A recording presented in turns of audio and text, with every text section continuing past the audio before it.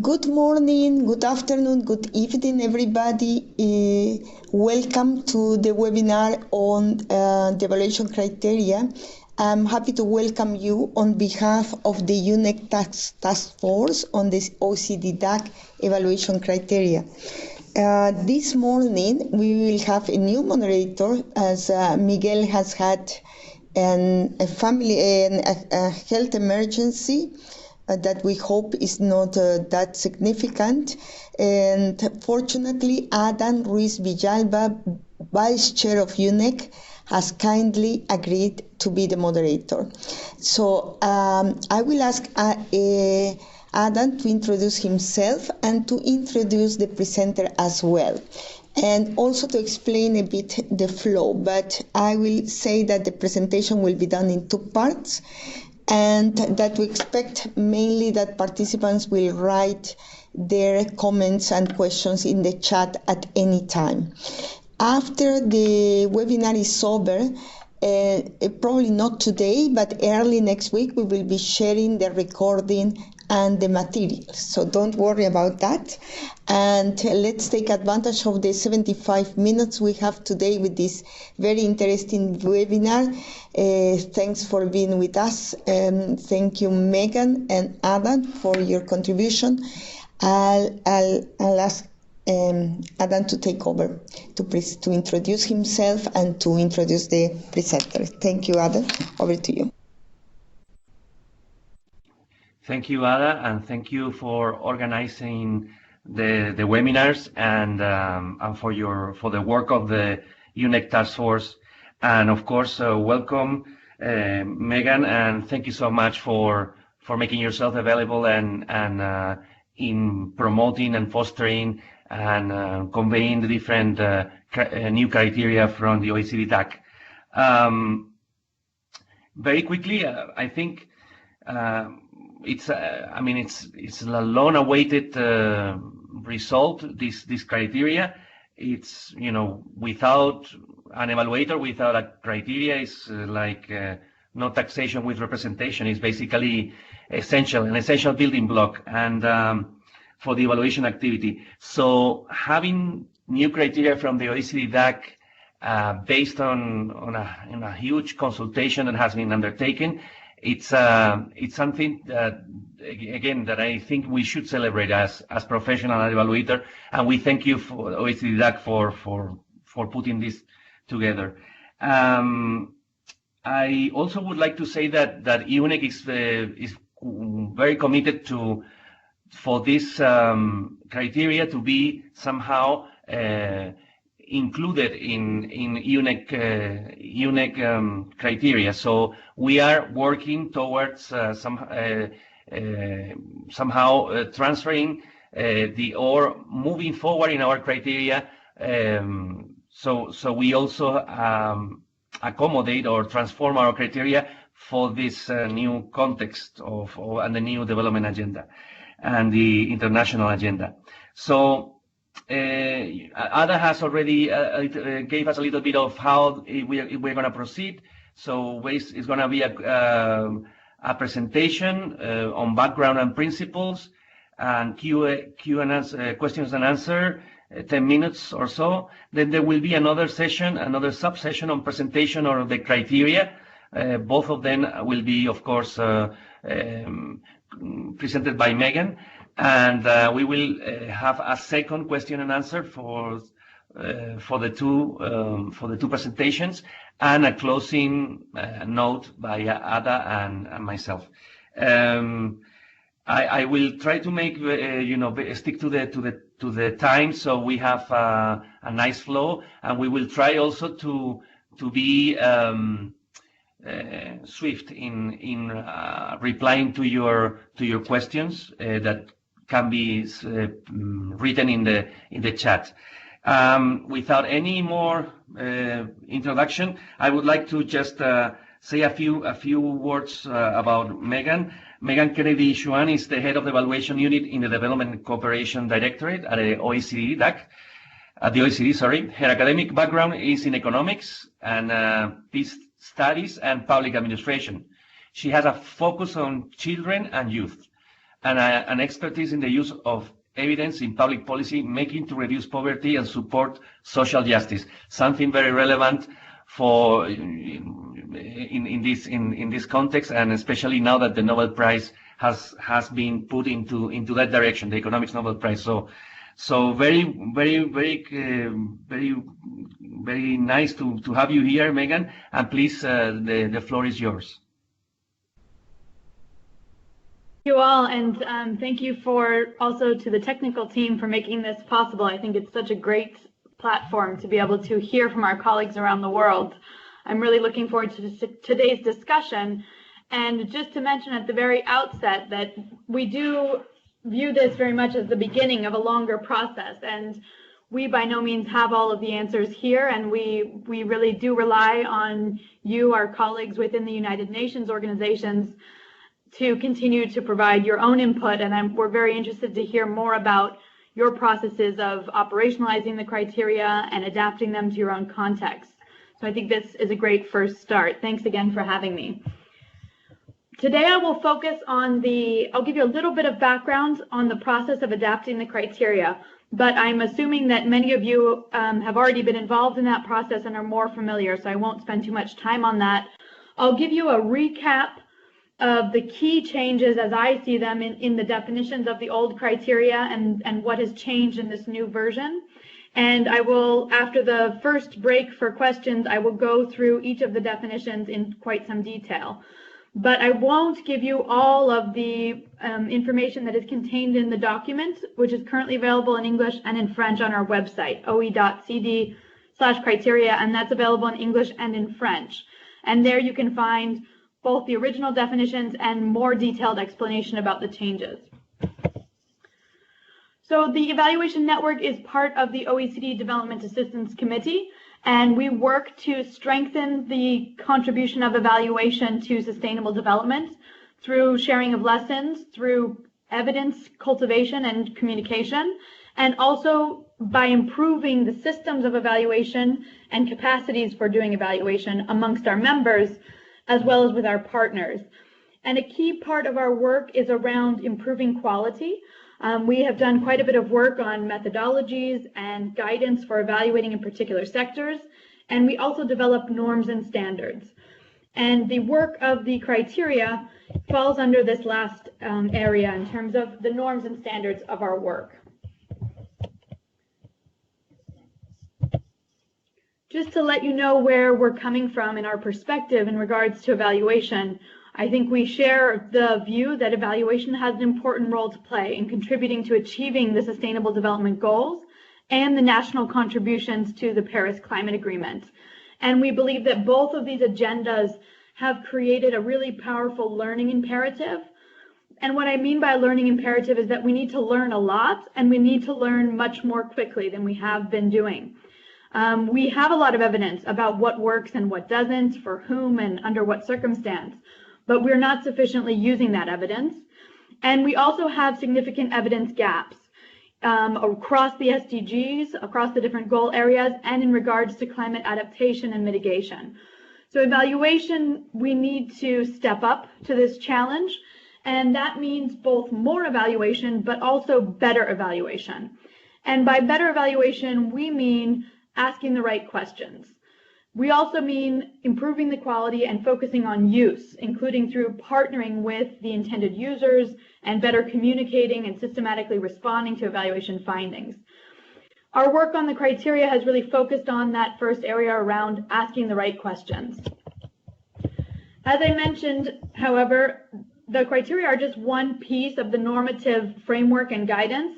I know that within the UN evaluation group, you also have additional guidance and norms. I did just want to point to two key sets of norms, which are the evaluation principles. They're slightly dated. The language is no longer language that we use necessarily in our work or that you would see reflected in the current documents.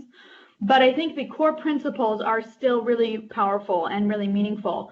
And they include critical areas of participation, cooperation, and the credibility and usefulness of evaluations. And then more recently developed are the evaluation quality standards, which look at the evaluation process, as well as the evaluation reports or products that come out of an evaluation. And the quality standards cover important issues such as transparency, partnerships, ethics, human rights, and other important areas that have to do with the evaluation processes. So I do invite you to think about and to read about these criteria in the context of the broader normative framework and other guidance on evaluation. So what are the criteria? These were first set out by the OECD DAC in 1991, and then they were sort of codified or clarified in a glossary of key terms in evaluation results-based management in 2002. And I think we take for granted today the key messages of these criteria, perhaps. We don't think about it so much anymore because we use them so often and we refer to them so ubiquitously. But at the time, there was a lot of discussion of input. So how much money was being spent on development, how much official development assistance was being provided, as well as on activities. How many farmers are being trained, how many girls have been put into school. So these criteria really intended to raise the bar in terms of looking at the results of development cooperation. And they laid the foundation for what later became known as the aid effectiveness and then eventually the development effectiveness agendas. They outline also, they have a normative dimension, which means they describe the way we think all interventions should be. All interventions, all public policies really should be relevant. They should effectively achieve their goals. They should be efficiently implemented and have positive impacts that last. So though these criteria were first laid out with the intention of being used by the OECD DAC members, they are now used much more broadly. And in fact, they're more widely spread than we anticipated. And that was a very interesting finding actually from the consultation process of the last 2 years. And this use beyond the DAC is really demand driven. So the OECD DAC member countries are in some ways bound to or encouraged to use the criteria, but other actors are using them because they find them useful and they feel that they're supportive of their own evaluation practice. So that I think is an important point as we look at rolling out these new definitions. Why adapt them? I think it goes without saying that the context has changed quite a lot since 1991, including the advent of the 2030 Agenda, with a number of important principles around the universality, the interconnected nature of development cooperation, as well as the climate crisis. And so this really called for a revisiting of the criteria. Also, we've learned a lot over the years about how to evaluate the original 5 criteria, including identifying some challenges and overcoming other challenges in regards to how they are interpreted and applied. And finally, we had a formal request from the high-level meeting of the OECD DAC in 2017 that was then taken forward by the evaluation network.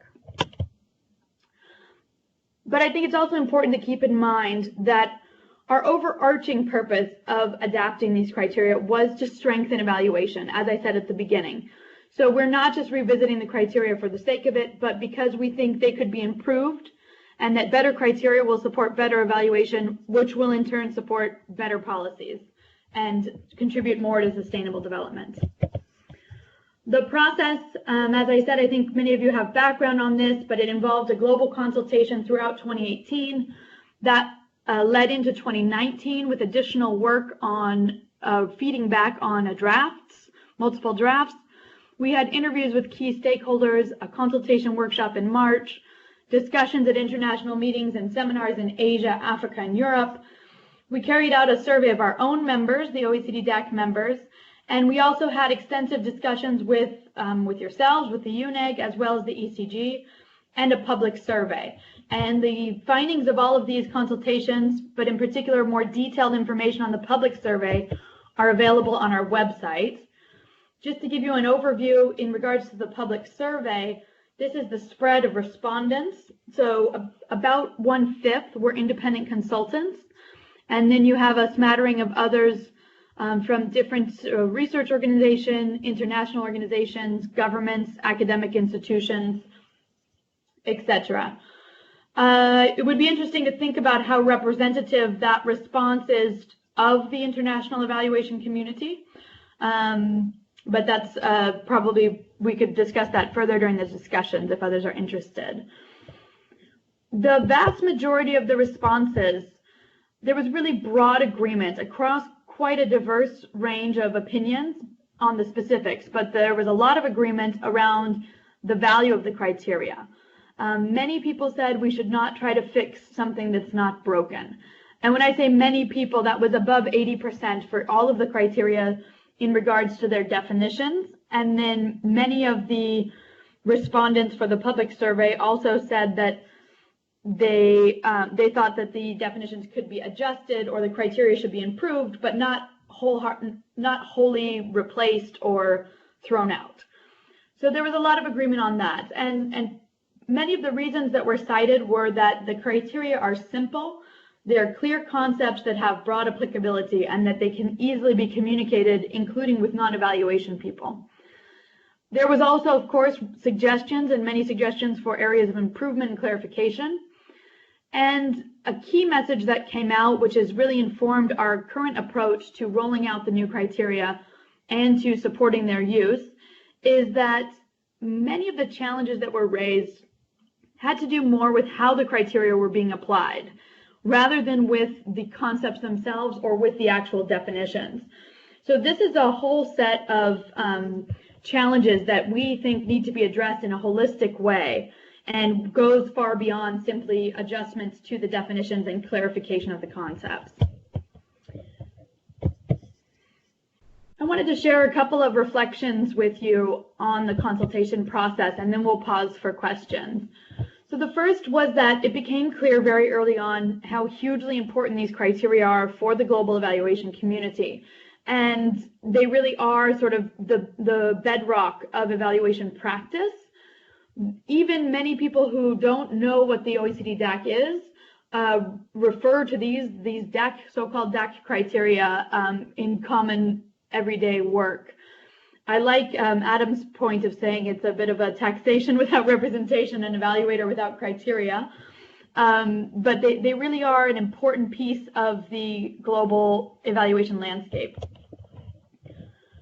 So people really took quite seriously this issue of how to go about reforming these and revising them.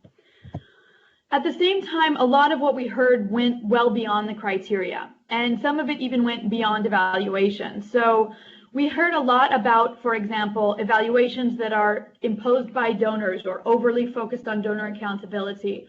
We heard about development projects that are insufficiently owned by local communities or lack participation of national stakeholders, which are, key issues around a lack of coordination, lack of ownership, basically aid effectiveness issues that in many ways do go beyond the evaluation, but also go beyond the criteria.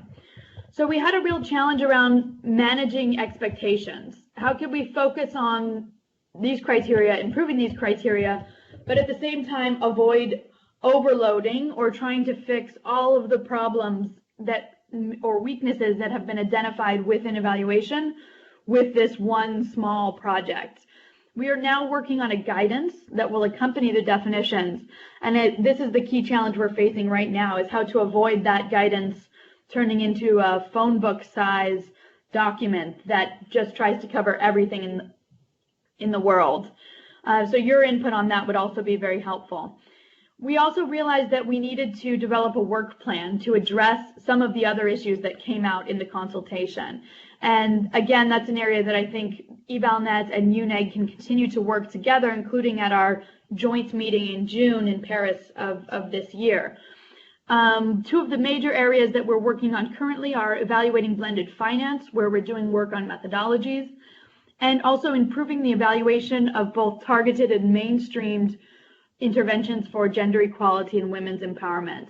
So these are two areas that are addressed in some ways through the criteria, but really deserve further attention to fully address the scope of the challenges that we heard about in the consultation.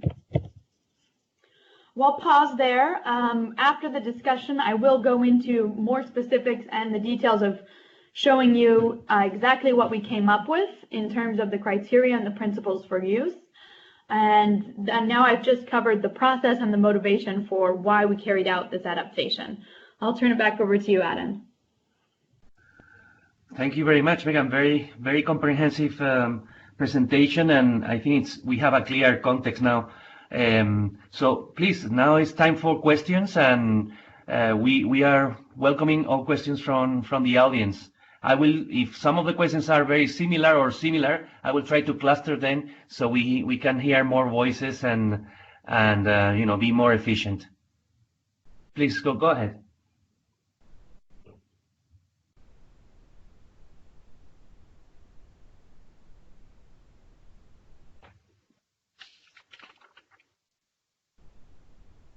No? Maybe I can start with one, but I'm the moderator. I shouldn't really. Okay, here we are. In a nutshell, what are the key updates?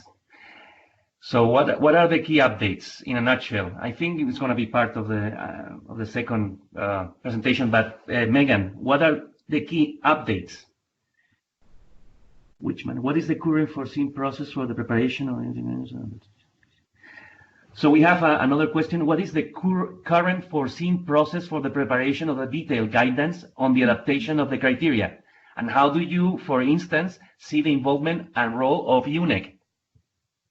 Thank you. Yes, I'll take that one, and I'll give you the nutshell update next. So what we're doing currently, we have an outline of the guidance, and we have a hodgepodge of material that has been suggested to be added. So I believe most of you saw earlier drafts of the criteria definitions that included example questions, areas for consideration.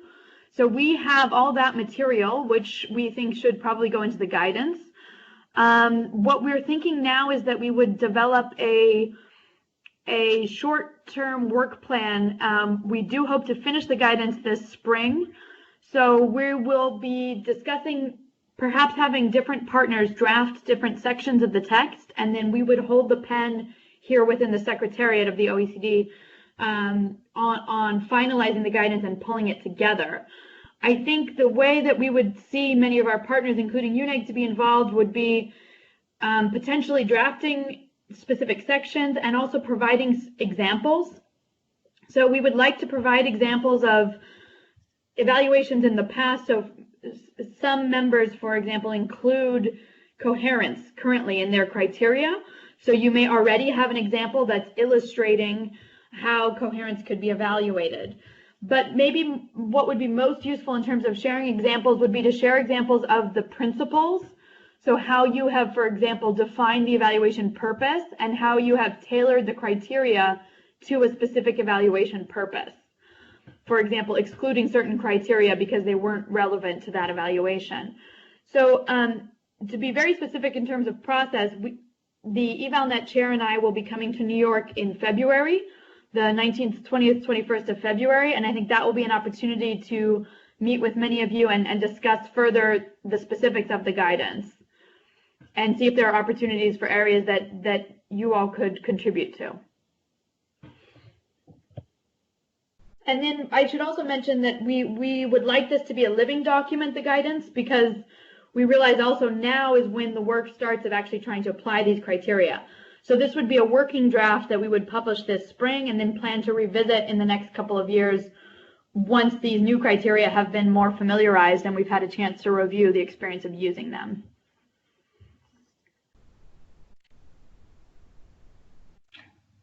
Thank you very much, Megan. I see there is another question.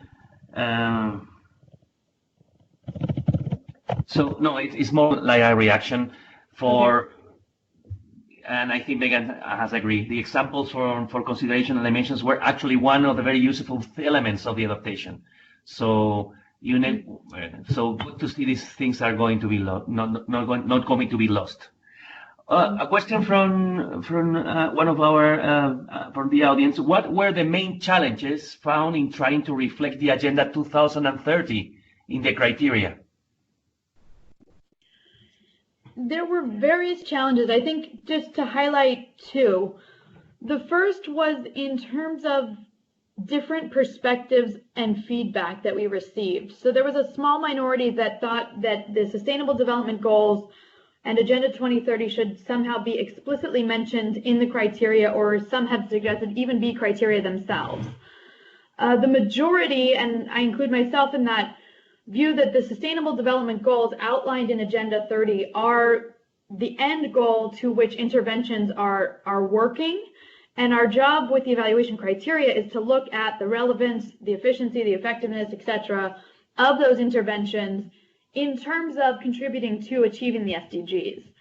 So the change in agenda doesn't actually change all that much necessarily the questions that you want to be asking about a particular intervention. So that was one sort of conceptual element that I think some struggled with, but in the end we did reach a very good consensus around the fact that these criteria should be enduring and they should last beyond the policy agenda. So we think that the current definitions will be more useful for evaluating the integrated and the complex Agenda 2030 and interventions that are aimed at achieving those goals, but they will remain relevant and not be bound by the current policy agenda, because actually 10 years is quite a short lifespan, and we know that policies will change and priorities also vary by country and by institution. So that's the first point. The second point, and I think the area that perhaps we have still more work to be done on, is really around how the principles and concepts of the SDGs and Agenda 2030, and by that I mean, universality and especially leave no one behind, how those are reflected in evaluation practice more broadly.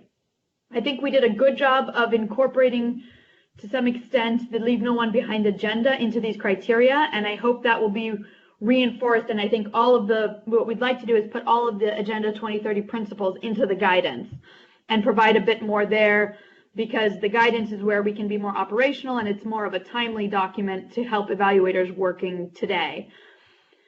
So the real conflict, I guess, or not conflict, but the differing views that we had on reflecting the leave no one behind agenda was the difference in view of whether it should be the role of the evaluators to bring equity to the table if equity or reducing inequalities was not an intentional goal of the intervention. And so that's where there was quite a bit of difference of opinion. Some believe that if that was the intention of the intervention, then the evaluators should evaluate that using the relevance and the effectiveness criteria. Others viewed that for all interventions, even ones that don't acknowledge the need to address inequalities, evaluation should be holding the benchmark on looking at the effects on inequalities. So there was a bit of discussion on that. In the end, where we've landed, and I'll show you in just a moment, is to open the door for looking at differential effects within the effectiveness criteria. But we also think equity and the leave no one behind agenda will be reflected in how people interpret all of the other criteria as well. But I'd say that was probably our biggest challenge in terms of reaching consensus.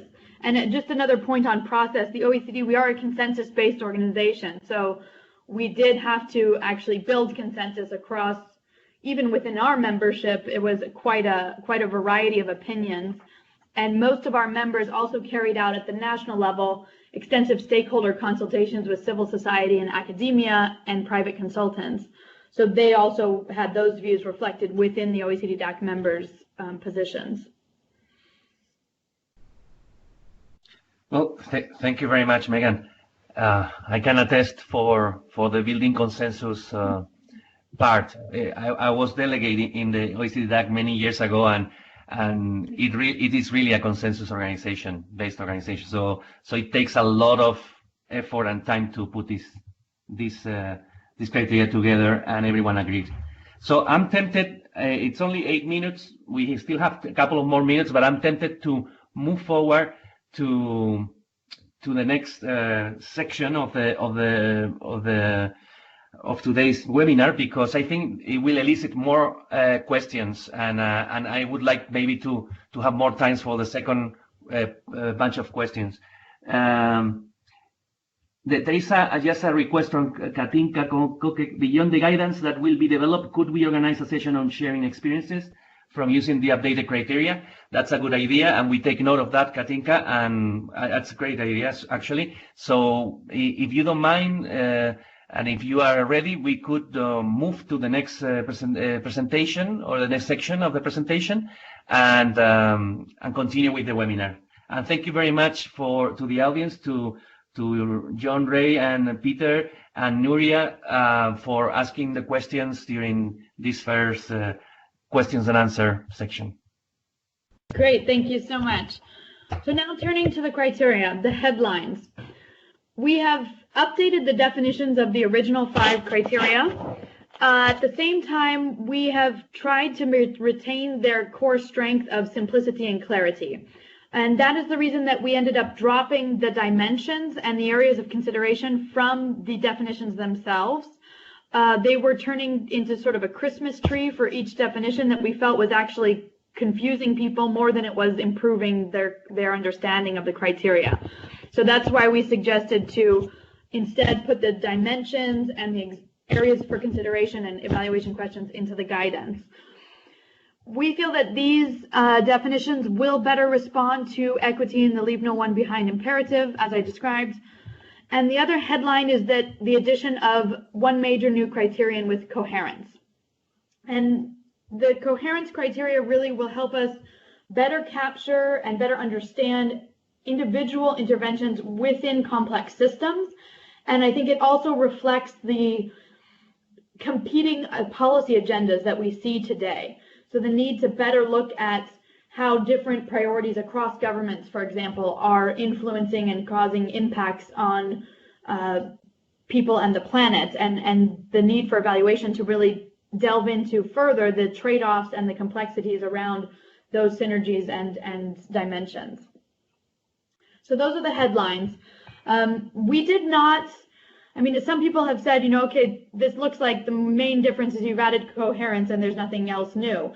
I think what we wanted to say is that on the one hand, yes, we did not throw out the criteria completely, and that did reflect a very broad consensus, including beyond our membership, that people said we shouldn't simply throw out the baby with the bathwater, as it were, and that actually these concepts are quite clear and quite helpful. So this is not, as I said before, this is not a revolution, and we're not calling it one. On the other hand, I think it would be a shame if you left with the impression that not much has changed, because I do think that the changes in the definitions themselves, and I'll give you more detail on that right now, are significant, and I think especially the emphasis on supporting their use and providing better guidance to avoid misuse of the criteria is really significant. So we can go into that a little bit further now. So the first aspect that I just covered is about how to improve the clarity of the definitions themselves. The second is about supporting use, and that's encouraging a more interconnected approach. So looking at each of the criteria and looking across the criteria, weighing them one against the other when drawing conclusions in an evaluation. Also, the need for thoughtful application and prioritization. So one of the most common complaints we heard about the criteria is that they are being applied mechanistically. It is mandatory to cover all 5 in many institutions' evaluation policies, which means that all 5 are covered even if they're not adding value, even if that results in a superficial or shallow evaluation analysis for each of the criteria. So really encouraging much more prioritized use. You can use 1 criteria, you can use 3 criteria, you can use other criteria that are not these 6. And then that they should also be adapted and interpreted in the context in which they're being used. And that also means, for example, beneficiaries being involved in defining what does impact mean, for example, or what does relevance look like for different parts of the population. So this need to have more of a flexibility and to view the criteria simply as a starting point, as sort of a foundation, but then you really need to focus on building the rest of the house in a way that makes sense for the context of the evaluation. So the document now contains 2 key principles for use, which include all of these. I think we started with perhaps 6 principles, and they kept boiling down, down, until pretty much we had one principle, which was think, think, think. And so the refrain that we've heard is the criteria cannot be a substitute for thinking. And so you really have to apply them thoughtfully in the context of a high quality evaluation that's useful for the intended users of the evaluation findings. And that the criteria should be contextualized to the individual evaluation and the stakeholders that are involved. The second is that the criteria should not be a straitjacket, as I mentioned. And while we believe that the normative nature of the criteria means that they all apply to all interventions, that means all interventions should be relevant and all interventions should have positive impacts, it doesn't mean that we need to cover them all equally in every evaluation. So we may spend more or less time and resources on the analysis for each criterion depending on the evaluation context. And we also recognize that data and methodological challenges may also determine how well we can cover any one criteria in a particular evaluation, as well as the timing of the evaluation.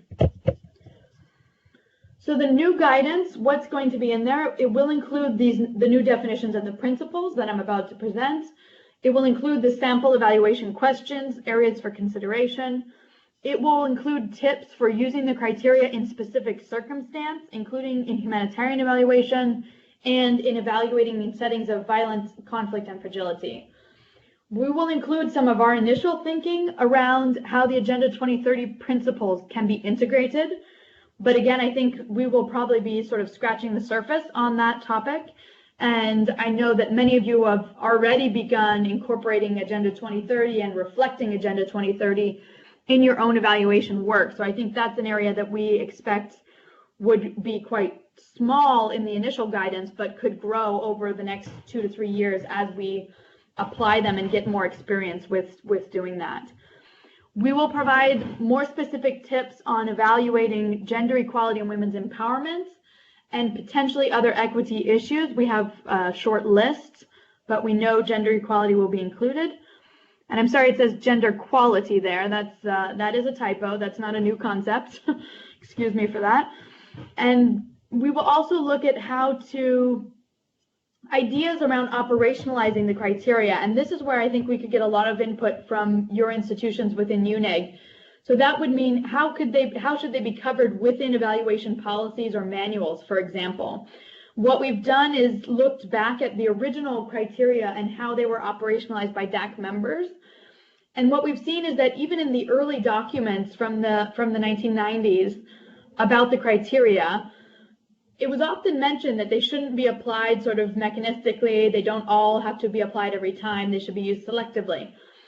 And yet when they were operationalized, many of the evaluation policies of our members made them mandatory. And I think that's sort of a natural thing that happens in institutions when you have non-experts in evaluation, or you start having to create manuals and routines and checklists and that type of thing. The initial spirit of this being a quite flexible, thoughtful approach gets lost. And so what we'd like to really try to do in this guidance is provide some tips for how can we avoid that pitfall this time around. We would also, again, include some specific real-life evaluation questions and findings. And my thought with that is that we would look at specific evaluations and say, how would the analysis of relevance look different using the new definition? So to really get quite concrete and quite specific. And I will give you an example as we walk through them, just as one way of illustrating that. We won't go into detail on evaluation methodologies or processes or evaluation principles, ethical standards, evaluation standards. We're going to leave all of that out of the guidance and really try to focus just on the criteria themselves. I should also mention that we're producing a second edition of the glossary, and we are also working to support local adaptations and translations of both the glossary and the guidance documents when it's completed. So a couple of points on language before I dive in. The first is that we're using the term intervention. That's to refer to the subject of the evaluation, and it's not a great term in English, and I think it sounds even worse in other languages, but it's the best term that we could find that's quite neutral and can be used to mean a project, a strategy, an institution, thematic area, any other topic.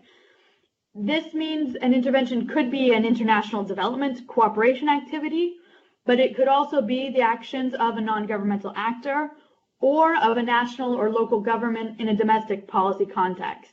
So we have throughout the document removed language around donors and removed language around ODA and aid specifically, and external funding as well, in order to reflect that these are used and can be used and should be used for other types of evaluations outside of the development cooperation space.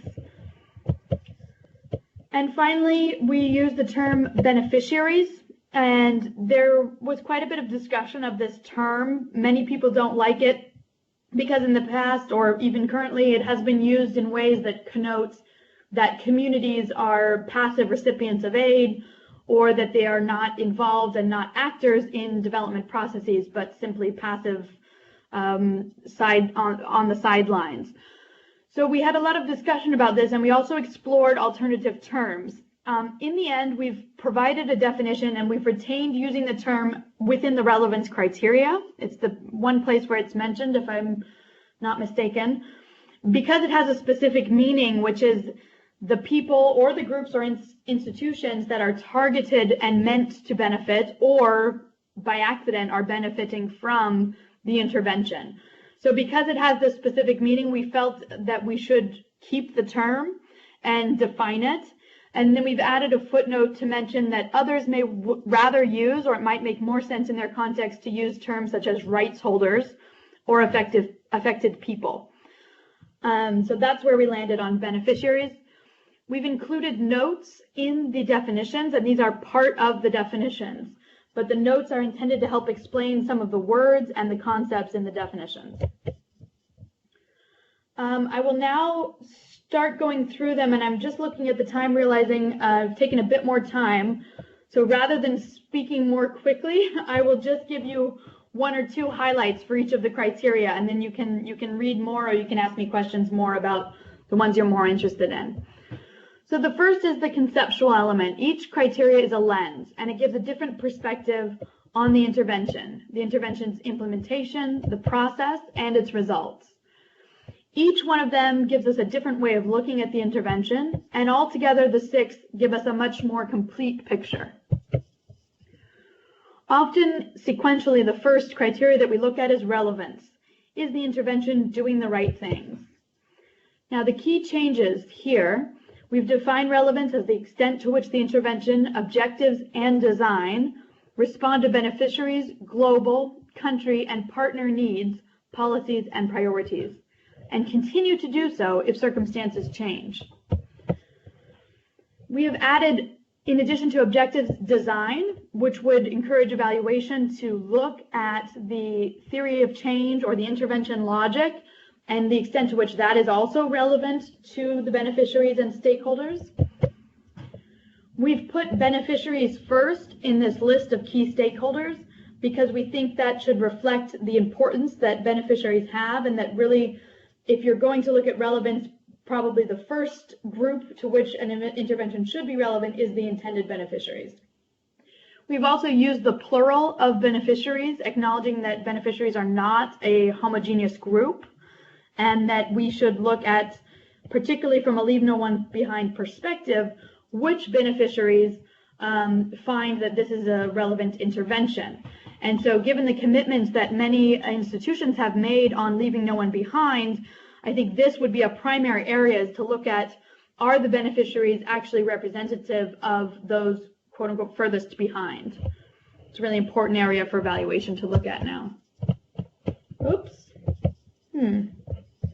I'm sorry, we seem to have started over.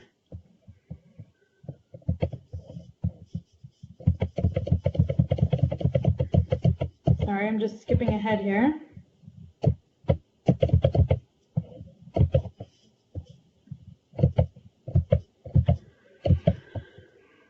We've added needs, policies, and priorities for all of the stakeholders. Previously, beneficiaries were only mentioned in relevance in terms of their needs. And we think that is an incorrect perception that actually beneficiaries also have priorities, especially when we look at the SDGs.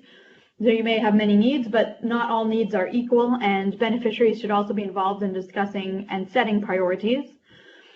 This also reflects the fact that in the past, relevance was really kind of a throwaway criteria. It was viewed as a one-off snapshot of the relevance of the intervention in relation to the donor policies, or sometimes more recently the government policies, which failed to capture the fact that many groups are systematically excluded from policy setting and priority setting within their national context or their local context. So we wanted to reiterate the fact that needs, policies, and priorities are important to look at for all stakeholders. We've added also here explicitly the time dimension, that relevance should not be a one-off assessment at the beginning, but we also need to look at whether the extent to which relevance has been maintained if the circumstances change. So if for example, many conflict-related interventions, if the key drivers of the conflict shift, then the intervention may become irrelevant, and the evaluation needs to accurately capture that. And we need to be looking at the extent to which interventions are being designed and implemented in ways that are responsive and adaptive to the changing local context. We also look at the multidimensional aspects of the context to try and steer people in terms of the analysis of relevance. And finally, we flag that there may be differences and trade-offs in the relevance for different key stakeholders. And so evaluators should hesitate to make blanket statements, but really draw out some of the potential conflicts between what is relevant for different groups. Now, moving from looking at the individual intervention, zooming out, we look at how well does that intervention fit. Coherence is about the compatibility of the intervention with other interventions in a country, sector, or institution. It's the extent to which other interventions, particularly policies, support or undermine the intervention and vice versa. I'd like to just highlight a couple of key issues. One, under internal coherence. So let me just give you a quick example. If we're evaluating the national education policies of Nepal, we have an evaluation that was done jointly by Denmark and Nepal of the national evaluation strategy and the Danish support to that strategy in Nepal. So under relevance, we would have looked at the extent to which this policy aligned with Nepal's national development strategy. So where does education fit in terms of priorities? And how well was that policy aligned to the needs of those furthest behind within the national context of Nepal? We would also look at potentially the alignment with Denmark's priorities as a development cooperation partner.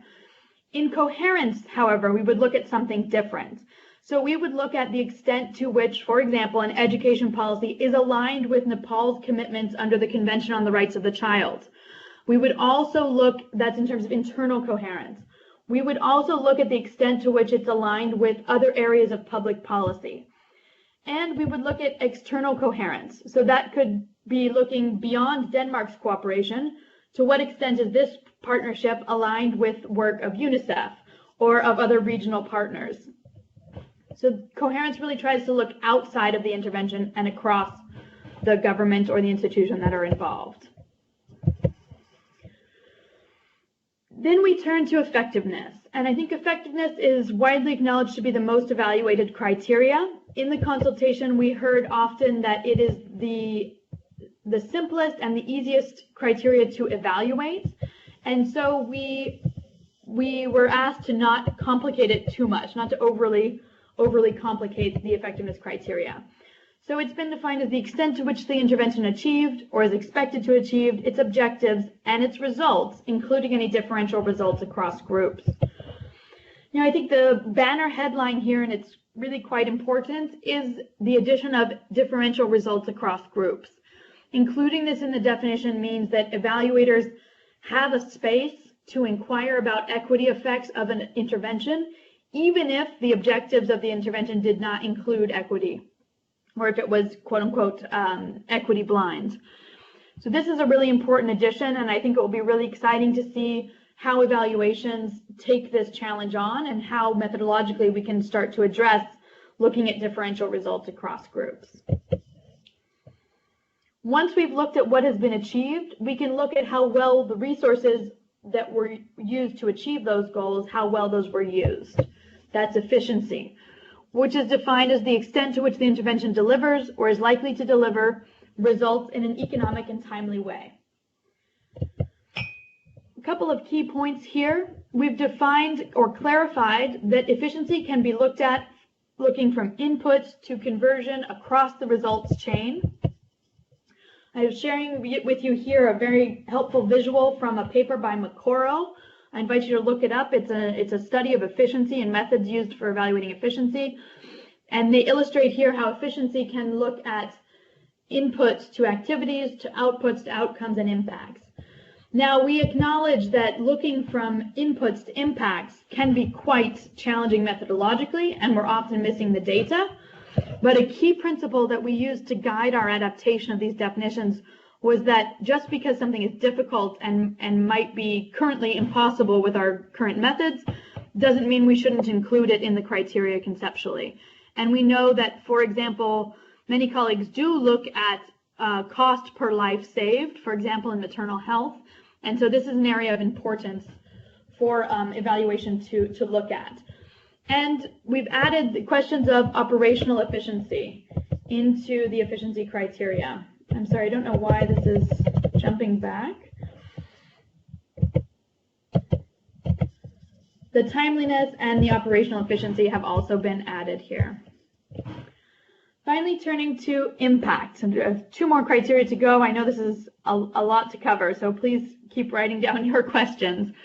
Now, impact was the criteria that we got the most feedback of it being misused and also there being confusion, particularly about the difference between impact and impact evaluation. We explored using a different term than impact to capture what difference the intervention is making. But in the end, we found that there was no other term that really resonated with people and was easy to understand. So we stuck with impact and defined it as the extent to which the intervention has generated or is expected to generate higher level effects, positive or negative, intended or unintended. Now, impact is really capturing the ultimate significance of the intervention and the potentially transformational effects. It seeks to identify social, environmental, and economic effects that are longer term or broader in scope than those already captured under effectiveness. So the debates within the evaluation community about impact evaluation and using attribution and causal analysis, and in this discussion where we landed was that there was not much support for defining impact as a statistically significant change. That really when most people outside of the evaluation community use impact, they mean something about what really matters to people and to the planet. And so that's where that's what we've tried to capture with this criteria now. We'd also like to encourage more and better analysis of unintended effects. And so we've retained that term here. But again, I think this is an area where we see several meta-analyses have done studies that unintended effects are still really under-evaluated. And I think that's an area for us to explore further in the evaluation community to try to address better unintended effects, especially given the current breadth of the Agenda 2030 and the trade-offs that are there with sometimes with the climate agenda as well. And finally, how will those benefits last? Sustainability. Sustainability is about the extent to which the net benefits of the intervention continue or are likely to continue. And what we've changed here is to explicitly mention the multidimensional nature of sustainability, that it's about social, environmental, institutional capacities and systems that are required to maintain benefits. And that there are potentially risks and trade-offs around these different dimensions of sustainability.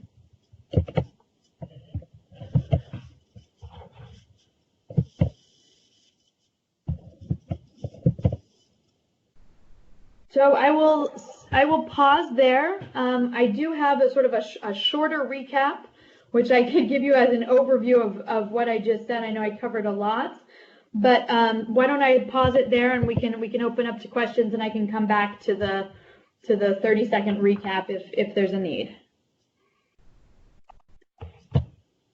All right. Thank you very much, Megan. And we already have some questions in the pipeline for you. The first one coming from Elisabetta. Concretely, how does the criteria better respond to human rights and gender equality? I think it has been covered, perhaps in terms of gender, but maybe speak to human rights or something like that. Yeah. I think in the main areas where we see that human rights and the importance of human rights are within Coherence. Flagging international norms and principles provides an opportunity for us to use international human rights norms as a benchmark when looking at government actions. So I think that's a significant change with the addition of Coherence. Also, under beneficiaries, under the relevance criteria, I think I already described a bit, but the dimension of looking at people whose human rights are being violated and who are being excluded from policy making, policy setting, and priority setting, I think that's an important dimension of a human rights approach to thinking about evaluation criteria, and also within the effectiveness criteria. That being said, I don't think changes to the definitions of the criteria are the full answer, or even very much of the answer for how we can better address human rights and gender in evaluation. So I think we need to do a lot more work on that. And that's why I flagged in particular work that we're planning to do on gender specifically, but also I think there's more work needed on human rights as well. So I think a lot of addressing those issues requires that we also look at what is being evaluated and who is involved in evaluation at the evaluation processes, and the power dynamics around commissioning and conducting evaluations. So I think all of those aspects also need to be more human rights oriented. And so that falls under what I was describing earlier as a work agenda, an agenda for us to do more work that goes beyond these definitions and these criteria. I would also just mention that we view the question of whether or not an intervention is promoting human rights or making a contribution to improving the realization of human rights as important evaluation questions that we think can be captured with these 6 criteria. So we think that if they're applied thoughtfully, they can be used in ways that are useful. Again, if they're misused or applied without careful thought, then I think they could be just as bad. We also know that many institutions include certain additional criteria, and so we would expect that some will continue to have gender equality or human rights as a separate criteria within their institutional guidance. Thank you very much. We have another question from Ray John. How do you understand the interactions and difference between the new DAC coherence criteria and the ALNAP coherence criterion? Yes, we are currently doing a review of the coverage of the coherence criteria. ALNAP has also done, ALNAP, for those of you that don't know, is a humanitarian. They have a guidance on evaluating humanitarian interventions using the DAC criteria that was produced shortly after the DAC criteria came out. And they've done a study that showed that coherence is still not very widely evaluated, even for humanitarian evaluations done by ALNAP members. So most ALNAP members in their evaluations are still using the DAC core 5 criteria, as they're called. So I think our thought is that this new coherence criteria will provide a new perspective, and we would expect people to use it going forward. And then we would like to do some more work in collaboration with ALNAP on how all 6 of the definitions can be applied in humanitarian settings. Very good. Thank you. And thank you to Maximiliano Chavez. So he said that it's a great challenge that will be a great challenge to use the coherence criteria in the field. So he's just conveying that message. From Katia Barek, instead of impact, was the alternative transformational effects considered? Yes, it was, and it was a front runner in the alternatives to impact. What we've done is include transformation as one of the types of impact that could be considered. The reason we don't think it should be the only criteria is that there are many interventions, and if we think of, for example, a supplemental feeding program that's addressing, or a feeding program that's addressing and treating severe acute malnutrition that saves 10,000 children's lives, I think that would be considered to be an impactful intervention for saving lives. But a specific intervention like that might not be transformative in the sense that it's not addressing the underlying drivers of conflict or inequality that are causing a nutrition crisis for children in the first place. So we didn't want to exclude interventions as being judged as not having an impact if they weren't transformative. Now, I think what we see is also a lot of impact washing happening, a lot of claims of impact that really we don't think, things that really shouldn't count as impact in our view. So we have included transformational here, but we've also looked at the scope and the scale of the change that's happening. And we think that's also important. So I think more and more we'll start seeing interventions that aim to be transformative and have transformational effects, and that will become an increasing area of inquiry for evaluations. But we don't think that all interventions are intended to be transformative. And that may be something that we don't like. We may think we need more transformational interventions, and we should be approaching policymaking and program design with transformational change in mind. But I think that's the current reality, and evaluators can therefore should then therefore focus on this question of impact, not just from the transformational angle. Thank you very much, Megan. One more from Atishai Mathur. One interpretation of coherence suggests that disruptive innovations will not be looked at kindly. So how do we expect disruptive interventions to perform on the new metric? Or is the solution to just not apply the criterion at all? I think we would view innovation, and some have looked at both innovation and scalability. We would think that those are more dimensions of or factors that support relevance and potentially effectiveness and impact as well. So if you are addressing a challenge that does not have a clear solution, therefore your intervention should be looking at an innovative approach, and your evaluation should come at it from that perspective. But I don't think, I guess I'm struggling to see how coherence would exclude that. It's more about the goals of the intervention. So I'm not understanding what you mean by disruptive, what a disruptive innovation. I don't think coherence would exclude it, but maybe I need more explanation of how you see that it would. Okay, thank you very much.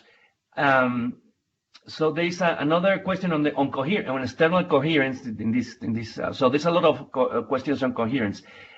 Looks now like we might find evaluated interventions to be incoherent with interventions by other actors in that space. Is the intent that evaluations would be making judgment about which path to improve the targeted situation is the right one? Mm-hmm. There could be lessons here for all of us on how to make our work more coherent from a system level. Mm. Yes, I think that is the intention, is that the evaluation might well be making such judgments about incoherence, but whether the evaluation itself would be the one to provide a recommended solution, I think that would depend on the mandate of that evaluation. So I think some evaluators do see it as their place and have a mandate to actually suggest the solution. So you might say, well, WFP and UNICEF are overlapping and providing duplicative services, and we suggest that UNICEF shuts down their programs in this context. I think it's pretty rare to see an evaluation go that far in that specific on what the solution would be. But I do think that sometimes is the case. You do see some evaluations that do that. But I think part of the reason that coherence emerged as being such a top priority was that there's a sense that development partners are really not getting it right still in terms of coordination, and that there's still duplication of effort, there's still a lack of harmonization. So that's where I expect a lot of the evaluation work will be done on coherence. I think you make a good point about how we can all learn from this and what systems level changes and what systems level evidence there might be coming out of evaluations around this criteria. The spirit of the Paris Declaration is behind this criteria. Yes. Anyway, so I don't know if it's dead, but yeah. yeah, so still hunting us.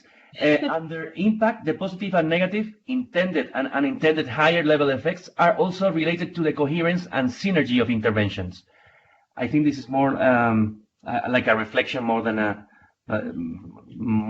question itself. Yeah, that's a helpful input. We still have a few minutes, I think around 6. I don't know if the audience will have more questions, taking advantage of having Megan here.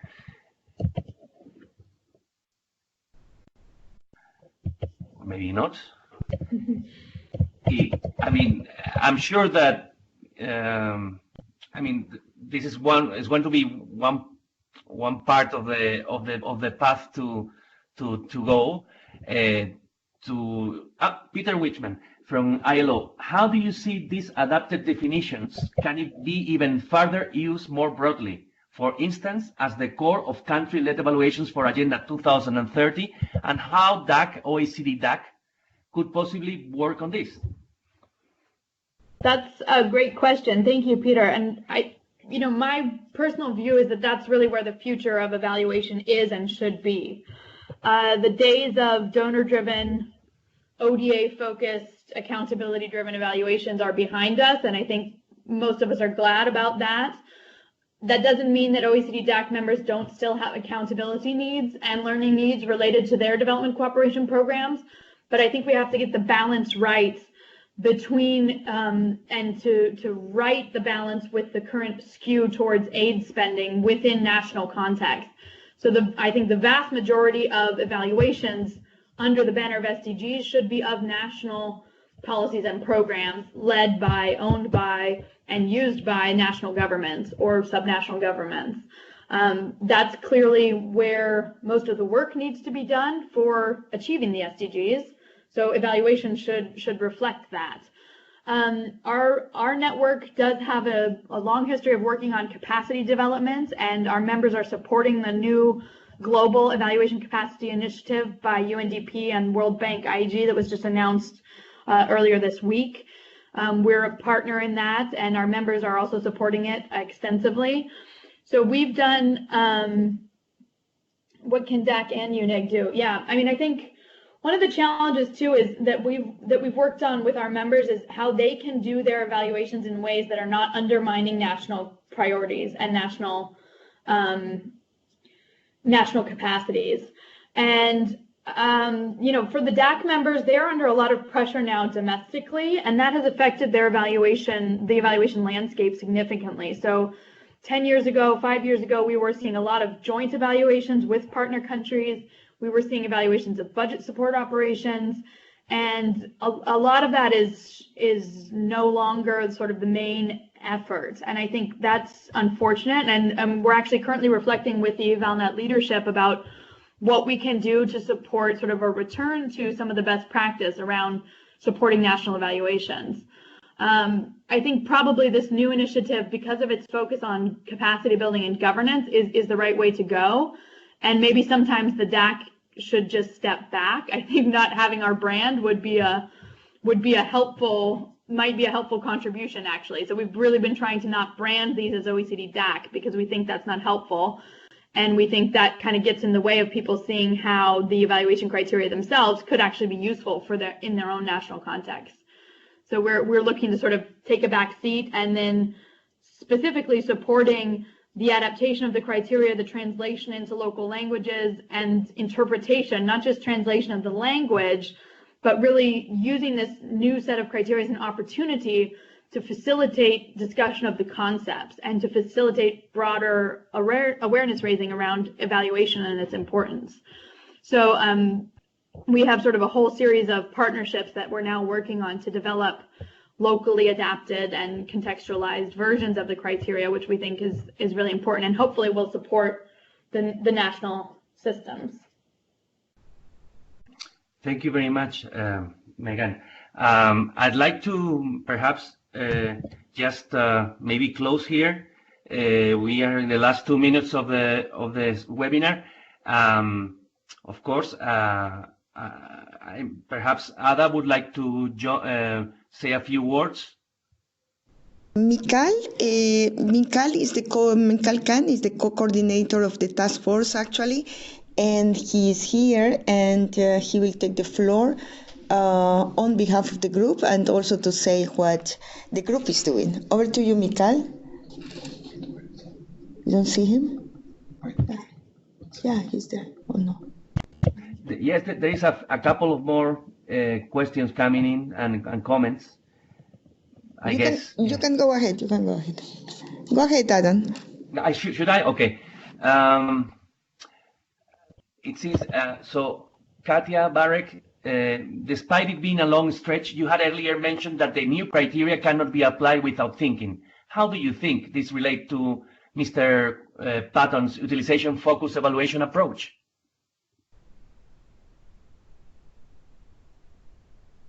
Hello? Yeah. Relate to it.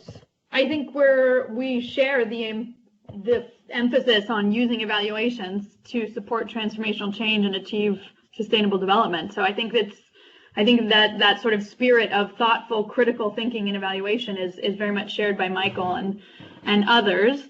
I think he also has proposed new and different criteria or slightly changed criteria from some of these. So in the way he's looking at efficiency is slightly different and more of an emphasis on transformational change under impact. I think that's a really helpful interpretation and a helpful, more specification of these criteria in that context. Okay, there is a comment from Mikal. I think that he will do it verbally, but yes. We have to unmute him. Can you hear me? We have to unmute him. Yeah. Yes, we can hear you. Okay. Thank you. Yeah, I also wrote it down, but very briefly, I'm not going to go into the substance of the discussion, which is very interesting. Just to say that our task force on these OECD DAC criteria has been active since the start of this consultation process to organize UNEG's input to these criteria. And we're happy to see that a number of the changes that we suggested are incorporated, and we're planning to actually write a short note on how this has been done and what has been incorporated from the UNEG side to give some feedback to the UNEG members. My key takeaways from the discussion are firstly that it's good to hear the spirit being reiterated by Megan, that these are to be adapted and they're not to be used as a straitjacket. So I think a lot of our tendency is to look at these criteria and say, where is this aspect or how is that aspect covered? But I think the burden is more on us on continuing to evaluate what we believe is important and maybe exclude things that are less important. And these criteria give us the flexibility to do that, especially on issues related to the coherence aspects, so transformational change and such things. I was happy to hear from Megan that you will continue to engage UNEG in the creation of the guidance material, and we understand the first draft will be ready by spring, so April, May, and we're ready to continue supporting you on that. And I was also happy to see Katinka's comment earlier to expressing an interest to collect the lessons on applying these criteria by UNEG members. So I think that's something we had already discussed, and we were planning to propose something along those lines for the UNEG meeting in June. So we could discuss it there. And also, a few weeks ago in December, we circulated a message to all of UNEG to start collecting lessons, good or bad examples of how these criteria were applied in our work of all our agencies. So I would encourage all of us to reflect on that and provide these lessons, which are very useful. So that's all in terms of next steps. Thank you, Ada, for organizing, and Adan for facilitating, and thank you, Megan. Over. Okay, so thank you very much, Mikael. I think this is the end of the webinar. I would like to thank all the attendees, the audience, the organizers, Ada, Mikael, the technical team, of course, Megan. Thank you so much for providing us with such rich information, and I think this is going to be the end of the beginning of a beautiful friendship. I guess it's more like the Casablanca terms. So I guess this is the beginning of the conversation, and there's a lot of work to be done. So now we have to start applying these criteria. Megan, any final words you would like to say? No, thank you. That's a very lovely sentiment, and thank you all again. And like I said, we view you as one of our critical sister networks. So we do look forward to seeing you all in Paris in June, and to continuing the discussion on the criteria in New York in February. All right. Goodbye now, everyone. Thank you so much. Good weekend, everybody. Thanks so much. Thank you. Thank you very much. Bye-bye. Thank you.